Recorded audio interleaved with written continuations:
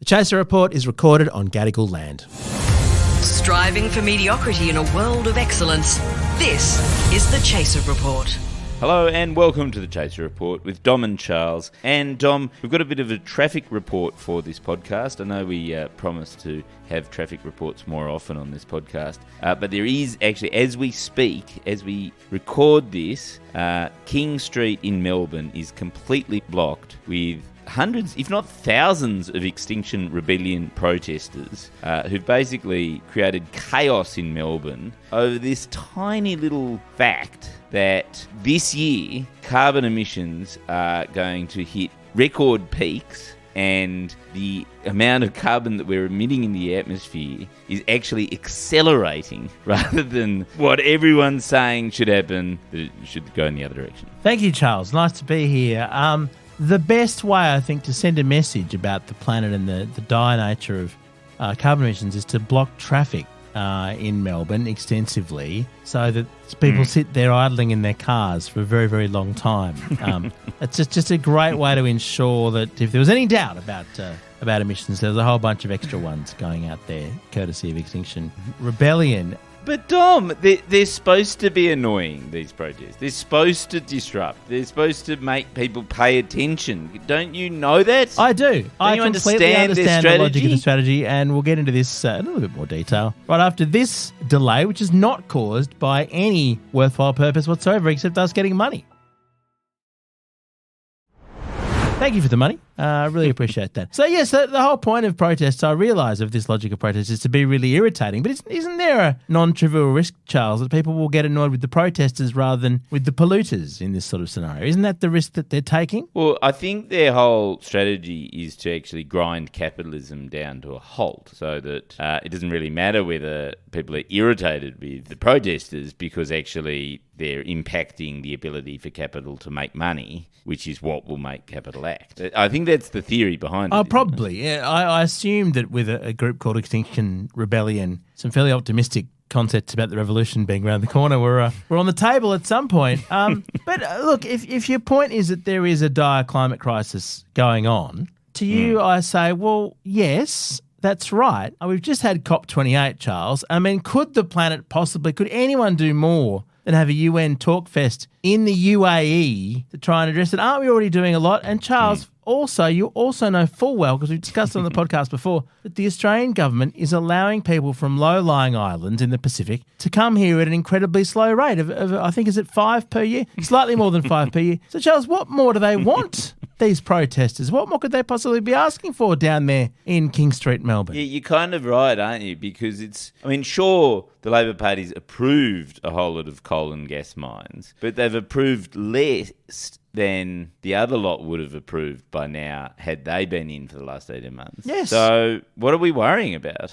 You've sort of convinced me with your moderate centrism, Tom. The only thing that I would say, just the tiny, this little tiny shred of doubt that I've got is that, I don't know where you are. Oh, you're in Sydney, aren't you, Dom? Yeah, I'm in Sydney. Canberra. I think the weather warning here is catastrophically hot, and then it's only going to get hotter during the week. I think it's going to be something like 44 in Sydney on Saturday. Yeah, 42 degrees in Penrith. Of course, it's going to be It's going to be 17 and drizzling in Melbourne. But in most places around, the heat, there's a massive heat wave, and you do sort of kind of feel like it's sort of a climate-charged heat wave. That's my only little tiny thing about okay, we should just not worry about it. Oh, we should worry about it, Charles. But what can we do about it? I mean, we've already elected the most pro-climate government we've ever had in Australia, and they're about to get kicked out because of all the criminals that they've let out, several of whom have been charged with criminal offences, and that's the end of the Albanese government. So we tried that, Charles. We did all we could. We elected a government willing to do slightly more on this, and 18 months in, they're doomed. So, Charles, after this, which government's going to do anything on climate again? How did it work out for Albo? The Labor Party made the mistake of thinking that Extinction Rebellion was about the tactic and adopting that tactic, but making themselves extinct rather than... And this happened last time when Labor put in, the carbon tax. We had such a giant fight about whether Julia Gillard had promised to have a carbon tax or not that we forgot to ask whether it was a good idea. And so she got kicked out of office. So basically, Charles, there is no argument in favour of trying to do anything ever, except if you look at the climate and the inundations that are going on. But as that fine gentleman from Dubai mentioned, prove that fossil fuels even causes it. Prove that it's even real. Prove that any of this is even real. Charles, if we had not emitted any carbon in the atmosphere, counterfactual, maybe the climate would have just gotten worse anyway. Maybe, Charles, maybe this is just God's will. Maybe God likes it hot all of a sudden. Which God? Which one? Pick your God. It doesn't matter. It's a hypothesis. The Christian God, you can pick Allah, you can pick anyone from the Hindu pantheon who you like. I think Kali is the destroyer, probably the most appropriate God for these times. Okay. Well, maybe we should instead focus on something more positive then, which is, let me just see, just looking through the news. We've got the Middle East. Should we go there? No. That's not going to be very happy. Yeah. Is this going to be another depressing episode, Charles? This is not good for our numbers. Oh, I know a cheery story What's that? That will cheer us all up, which is Australia Post is going to cut their postal services. So we only get to receive horrible letters in the mail, like mainly bills and stuff, once every second day. And then the rest of the time, we just get parcels, which is all the good stuff. Hang on, Charles, so they're going to you're joking. Are you telling me Australia Post has been running a daily delivery service in the past few years? Is that actually what they've been doing? Daily? I can't believe you said that. I honestly thought it had already happened. I actually thought that this had been brought in a few years ago, but no, they've announced that it's going to happen. I didn't realise they're still delivering daily, but they are apparently. Yeah, basically for parcels, we want them as soon as possible because it's just shit we've ordered online that we don't need. But for letters, yes, I can't remember the last time I received an important letter, Charles. It wasn't after the pandemic. What about old people, Dom? Old people need letters. That's the whole... And there's a fuck ton of old people. Yes. Well, they're not in a rush, are they? That's their version of SMSs. They send things like lol and then they put it in the post. Wouldn't that be amazing if you just got a letter in the post and finally Australia Post deigned to deliver it? You open up, lol. That would actually be good. That'd be quite a good letter to send out. If I knew anyone's addresses anymore, I probably would. So, that's some good news. That's sort of going into the Christmas period. We've got to be glass half full about this, Charles, which is that I didn't think Australia Post would still exist now. Having any deliveries is amazing. And the fact that we've managed to justify it all with online orders is remarkable. That's good. All those jobs have been, well, not all the jobs, but probably some of the jobs have been kept. No, all the jobs have been kept. That's the other good thing is that they've actually designed it around protecting workers' rights and having well-paid workers because they've got a huge staff of older employees, and it would create massive unemployment problems if they started sacking Australia Post staff because they're all people in their 50s and 60s who do it partly to get fit and keep active. What a good idea. So there we go. We've got one good one. It's very good beach weather this weekend. It is. It's wonderful beach weather. As long as you can stay there for about 5 minutes because after that point you will definitely get melanoma with that amount of UV. Yeah. Just make a very brief, like more of a cameo at the beach and you'll be fine. The Chaser Report.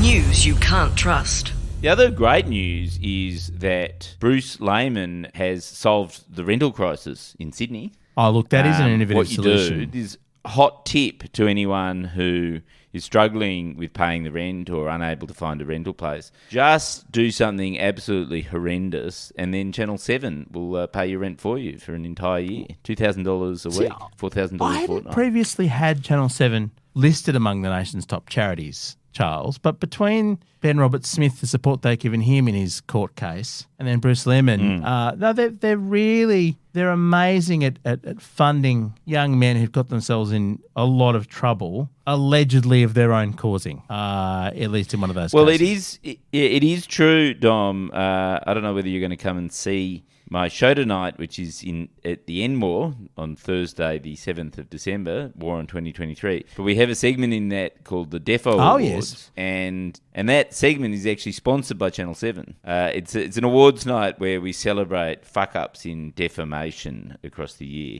And I'll tell you what, there's a lot of award winners this year. Won't it be fantastic for your show next year if that segment is involved in a court case that then wins the following year? I think that's well worth doing. You'd have 10 or 15 minutes next year's show just scripted already, wouldn't you? Well, I'll let you on a little secret because actually I'm pretty sure, I mean, all the tickets are sold out in Melbourne anyway, so we don't need to sell any more tickets there. And I think it's almost sold out in Sydney. But the Gold Injunction, which is the big award, is like the Gold Walkley of the defos, is the actual definition of the Gold Injunction is the person who launches a sexual assault defamation case while simultaneously facing a second sexual assault allegation. Right. That's how you get a Gold Injunction. So, I mean, I don't know who's going to get the award. That sounds very suspenseful. I hope it comes in a sort of circular shape. Again, sort of never-ending. Yeah. Maybe in Ouroboros, like a snake eating itself. Yeah, exactly. Or just a leggy. Yes, no, it could be a gold leggy, or it could just be a gold Channel 7 logo, couldn't it? And the good thing about the Channel 7 logo is that it's very spiky, so you could injure yourself with it. And that seems to be the way that most of these people connect with Channel 7 is through some form of self-harm. Yes. So that's good. I mean... It's been a bit of a difficult episode, hasn't it? We've been looking for positive notes to strike. It's been difficult. We're coming to the end of a difficult year. A tour company, the other great news is a tour company has started doing tours where you can go and see polar bears up close in the Arctic. That's nice. And their sales pitch is see them before they all die out. So that's a nice opportunity. That's a nice opportunity. That's good. Yeah. Yeah. We should probably think about resting the podcast for the year sometime soon, Charles, shouldn't we? I mean, I think this is the sound of two very tired men running out of puff. We might pick it up again after your tour. Maybe I'll interview someone else later in the week because I know you're very busy. Yeah, I think that's probably a good idea. Yeah, why don't we say we'll be back bright and early next week. And if you can find somebody to do tomorrow's, I think that might be... what I'll do, I'll try and find someone who can defame someone so that you can have them in the show next year. Yeah, that's perfect. All right. Yep. Well, look, chookers for the shows. I hope they do very, very well. Are you going to come? To the show? Well, I had an event tonight, but it's just been cancelled. So it's possible. But apparently I can't get a ticket anymore. Well, no, I can. They're right up the back, but we can reconfigure the comms. We'll just make somebody else sit up the back so you can. And anyway, you can sit you can get a lift with my mum. Am I allowed to heckle? Come. Is it wrong to heckle? People do heckle, but I just smash them down. Dom. You'll have to put up with my searing. Well, that'd probably be good for you, wouldn't it? Probably give you some. Last time I did that at the Enmore, last year's show, my put down was in the Fin Review. I did remember hearing about that. What was that again? What did you say? Go on, relive the moment before you go. It was a bit. I can't remember the put down, but it was a Ben Roberts-Smith heckler. He was pro Ben Roberts-Smith, and the thing is, our sketch was entirely based on Ben Roberts-Smith's own quotes, so it was incredibly factual. So I felt on safe ground, good. Even though it was actually in front of the court at the time. Which fan of Ben Roberts-Smith comes to the war in 2022 expecting positive? Were they expecting praise for the man? I don't know. Maybe they were there to see what searing wit I have in putting them down. It was probably maybe they just like that sort of. Okay, well, very good. I'll see if I can get there. But it sounds like thousands of others have taken the opportunity. So well done. It's not easy to sell tickets in these constrained Cosy Lives times. Yeah. Well, when you're as hot as I am, it's not that hard.